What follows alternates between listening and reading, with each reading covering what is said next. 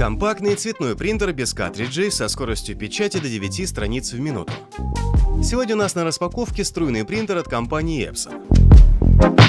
В комплекте с принтером идет кабель питания, диск с драйверами, 4 контейнера с чернилами, инструкция, а по габаритам не превышает 46 см в ширину, 12 в высоту и 21 в длину. Панель управления расположена в верхней части корпуса. Тут всего две кнопки. Одна для включения и выключения устройства, вторая для возобновления печати после ошибки из-за отсутствия бумаги. Сзади на корпусе держатель бумаги и устройство для подачи. Оно рассчитано на 50 листов. А вот лотка для отпечатанных копий не предусмотрено. Бумага будет выходить сразу на поверхность стола, где стоит принтер. С тыльной стороны корпуса вынесен USB-порт и разъем для шнура питания. С правой стороны корпуса расположился блок с контейнерами для чернил. Объем емкостей 40 мл каждая. Стартового комплекта чернил хватает на 3500 цветных и 2000 черно-белых отпечатков. Теперь о характеристиках. Максимальный формат для печати А4. Печатать можно на бумаге различной плотности. Скорость печати в черно-белом цвете небольшая – 9 страниц в минуту. В цветном режиме 4,8 страницы в минуту. Максимальное разрешение печати 720 на 720 точек на дюйм. Хотя принтер поддерживает операционные системы Windows и Mac, печатать нужные документы можно и не подключаясь к компьютеру. Для этого на корпусе есть слот USB, позволяющий подключать к себе внешние накопители. Подведем итог. Этот струйный компактный цветной принтер от компании Epson позволяет печатать любые документы. Скорость печати невысокая,